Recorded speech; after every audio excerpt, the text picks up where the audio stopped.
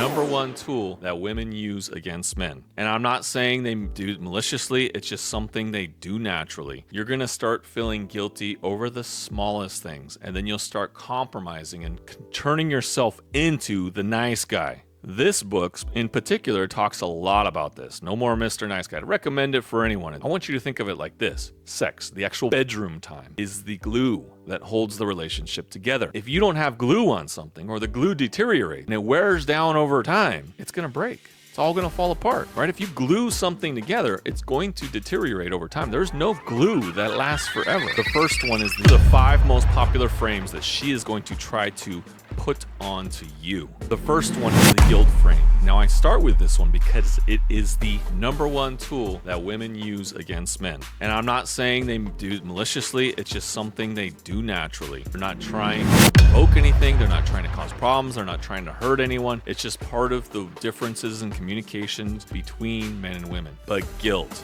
you're gonna start feeling guilty over the smallest things, and then you'll start compromising and turning yourself into the nice guy.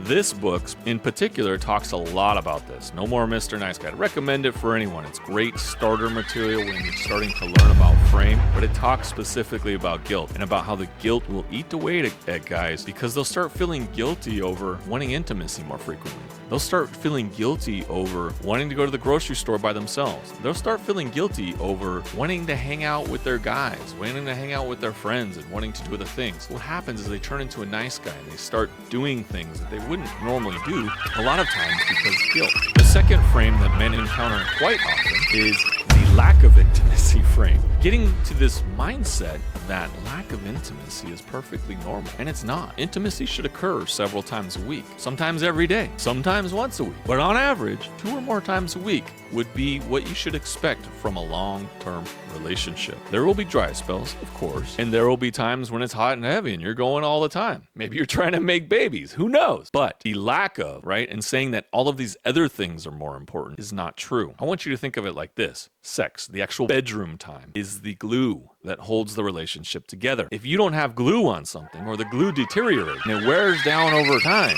it's gonna break.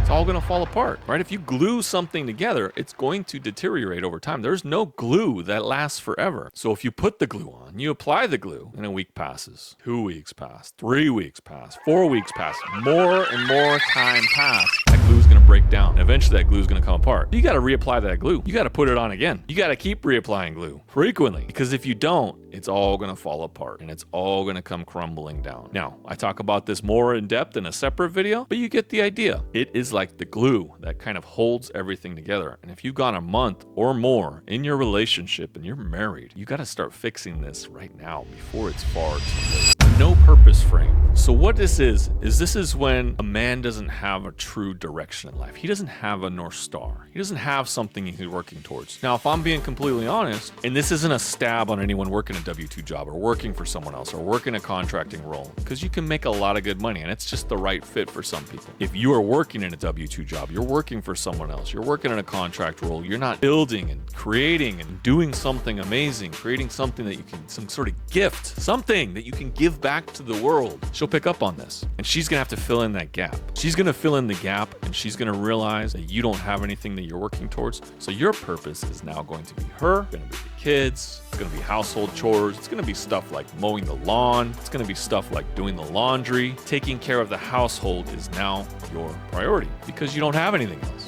And what do I mean? I was in these shoes for a long time and it always felt empty. You know the feeling. Go to your job. I had a decent paying job too. I was making a little over $200 a year. You have a decent job. You get home, right? Long day, short day, it don't matter. I usually get home around 5:36 and then you look and it's like, what do I do? Okay, we're gonna have dinner, we're gonna cook, we're gonna clean, and we're gonna watch TV. There's nothing else. So she's gonna find things for you. She knows that you need some guidance. She needs to take the leadership role because you don't have anything else going on. Maybe you got side projects. Maybe that'll keep you a little busy. There's many ways to find something outside of your job and outside that will keep you working towards something greater. I say this to everyone all the time. You have something to give back to the world and it's time for you to find it so we don't get robbed of that when your number is eventually called, because it's coming for all of you. You don't have a purpose, anything you're working towards, some sort of general goal in your life. And side note, the Forge app that I've built for the community helps a lot with this. We talk about your dreams, annual goals, quarterly goals. We strategize on how to move you towards the North Star. But I digress. But if you don't have anything that you're working towards, then you need to make sure that you have the ability to be able to keep yourself occupied and have something, at least something you're working towards all the time. As soon as you finish that something, you can take a little bit of time off, but then you need to get back to working something else. She'll install the lack of purpose, the zero purpose frame on you, and suddenly everything about your life revolves around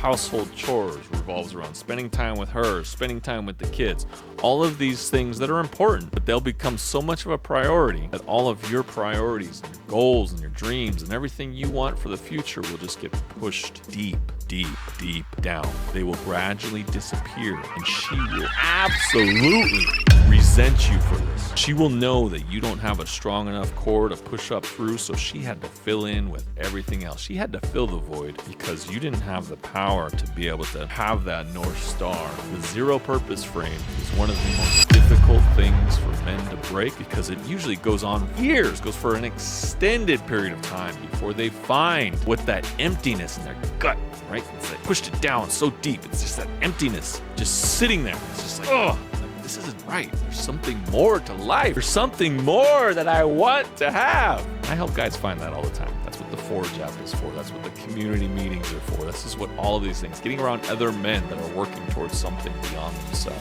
It's very important. So watch out for these three frames. Watch out for the zero purpose. Watch out for the no intimacy. And watch out for the guilt frames.